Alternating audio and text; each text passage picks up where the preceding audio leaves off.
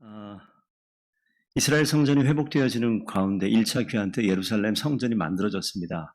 에스라가 2차 귀환을 하고 이스라엘 성전을 살펴보니까 그 성전 안에 많은 문제가 있었어요. 이스라엘에 거주하고 있었던 이방 민족의 많은 문화들이 그 가운데 있어서 먼저 들어와 있었던 이스라엘 백성들이 가증한 일을 행하고 그 이방 사람들과 함께 섞여서 그 가운데 하나님의 말씀이 사라져 있어요. 예루살렘 성전은 지어져 있지만 그 가운데 마음의 중심이 하나님께 있는 것이 아니라 세상으로 흘러가 버린 그런 상황이 있습니다. 그 상황을 본 에스라 9장에 회개하며 기도하는 장면이 나오죠. 오늘 10장 1절 보시게 되면 에스라가 하나님 성전 앞에 엎드려 울며 기도하여 죄를 자복했다, 이렇게 기록이 되어져 있습니다. 지도자 에스라의 모습을 한번 오늘 잘 살펴보기를 원합니다. 교회마다 성전의 모습, 교회 외형이 있고 교회가 온전히 서 있는 듯 보이지만 그 내면이 무너져 있고 하나님의 중심에서 떠난 그런 상황에 있을 수 있습니다. 오늘 이 이스라엘 민족 1차 귀환을 통해서 예루살렘 성전은 만들어져 있으나 그 중심이 하나님으로부터 벗어나 있고 이방 문화로부터 온전히 연결되어서 그 중심이 하나님께서 떠나버린 그런 안타까운 상황에 이 지도자 에스라가 하는 것은 하나님 성전 앞에 엎드려 울며 기도하며 죄를 자복했다라고 기록되어 있습니다. 에스라의 죄가 아니라 이스라엘 민족의 죄였어요. 그렇게 무릎 꿇고 있을 때 그 뒤에 말씀 1절 후반부 보면 백성의 남녀와 어린아이의 큰 무리가 함께 모였다라고 기록되어 있습니다. 앞에 리더들, 지도자들이 하나님 말씀 앞에 가슴을 치며 회개하고 그 중심을 바로 잡게 되어지면 함께 동참하는 백성들이 반드시 있습니다. 제가 눈여겨보는 것은 2절 말씀인데 2절에 익숙하지 않은 이름이지만 엘람 자손 중 여히엘의 아들 스가냐라고 기록이 되어 있어요. 이 스가냐가 함께 모였던 백성 중에 한 사람인 것 같은데 이 스가냐가 에스라를 찾아와서 이야기를 합니다. 뭐라고 이야기하냐면 우리가 우리 하나님께 범죄하여 이 땅 이방 여자를 맞이하여 아내로 삼았지만 이스라엘에게 아직도 소망이 있습니다. 아직도 소망이 있다라고 이야기하는 이 고백이 기도의 자리로부터 고백되어진 줄로 믿습니다. 그 문화 속에 머물러 있으면 이런 이야기 나오지 않습니다. 그러나 지도자가 기도할 때 함께 모여서 함께 무릎을 꿇고 죄를 자복하며 그 마음에 하나님께서 고백할 수 있는 시간을 허락하셨죠. 우리가 죄를 범하였지만 이스라엘에게는 아직도 소망이 있습니다. 이렇게 고백하면서 우리가 우리의 죄악을 끊어내겠습니다. 모든 아내와 소생을 다 내보내기로 하나님과 언약을 세우고 율법대로 행하겠습니다. 이런 고백을 하죠. 지도자 기도할 때 함께 모인 사람 가운데 힘을 실어주는 이런 말들을 하게 되죠. 그러면서 4절 말씀에 그러니 에스라 당신이시여 일어나소서 우리가 돕겠습니다. 힘써 행하소서. 이 일을 이끌어가는 것은 에스라 당신이 하셔야 됩니다. 우리가 당신을 따르겠으니 이 일을 힘써 행하시옵소서. 일어나소서. 이제 돕겠습니다. 라고 고백을 합니다. 그래서 에스라가 일어나죠.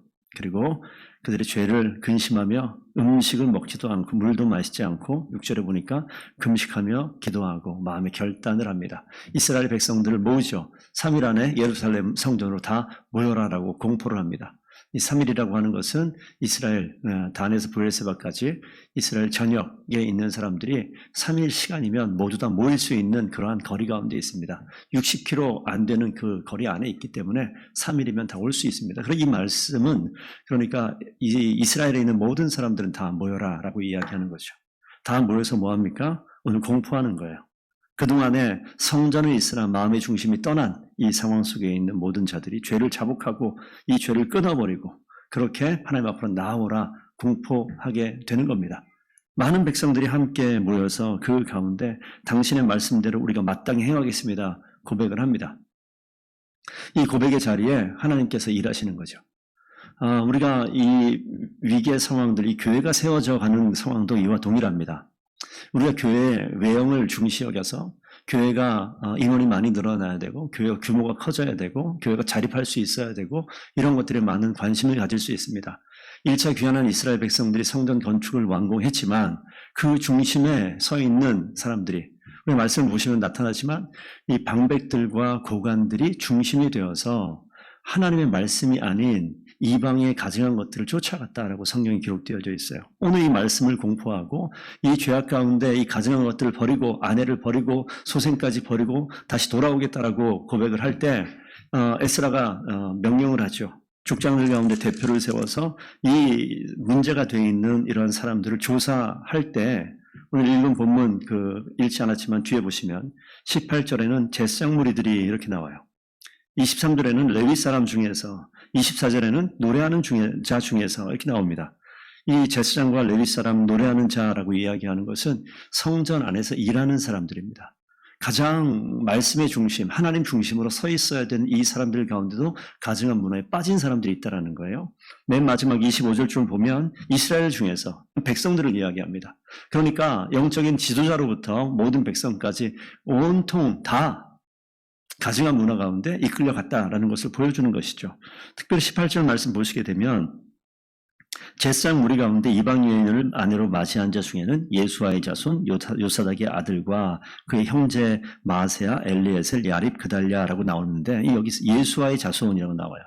예수아가 누군지 기억하시죠? 스룹바벨과 예수아, 대제사장 예수아가 여호수아가 1차 귀환 때 이스라엘 백성들을 이끌었었던 지도자 둘 중에 한 사람입니다. 제사장이었던 예수와 그러니까 이 1차 귀환을 이끌었던 가장 중심에 있는 영적인 지도자의 가문도 지금 이방의 문화 가운데 가증한 것을 쫓아갔다라는 것을 보여주죠. 우리가 분명히 기억해야 될 것이 있습니다. 우리 세상에 좋은 것들이 우리 항상 유혹을 해요. 교회를 세워나갈 때도 항상 하나님께서 강조하는 하나님의 말씀 중심으로 서야 됨에도 불구하고 세상의 문화가 좋다라고 여기는 것들을 관심을 가질 수 있습니다. 교회가 갖춰야 될 게 무엇이 있을까요? 좋은 건물이 있으면 좋겠죠. 좋은 공간이 있으면 좋겠죠. 좋은 우리의 많은 것들이 채워지면 좋겠죠. 그런 것들이 교회 가운데 채워지는 것이 중요합니까? 하나님 말씀이 채워지는 것이 중요합니까? 작은 것에 기뻐할 수 있어야 되고 하나님 말씀을 붙들고 나아갈 수 있는 귀한 중심이 사라지면 오늘 이와 같은 모습이 있습니다. 우리 더본교회도 교회가 세워져가는 작은 시작을 하고 있는 시간이기 때문에 우리 가운데 세상이 좋다고 얘기하는 거 우리 교회 가운데 있었으면 좋겠다. 인원이 빨리 늘어났으면 좋겠다. 이런 생각을 하죠.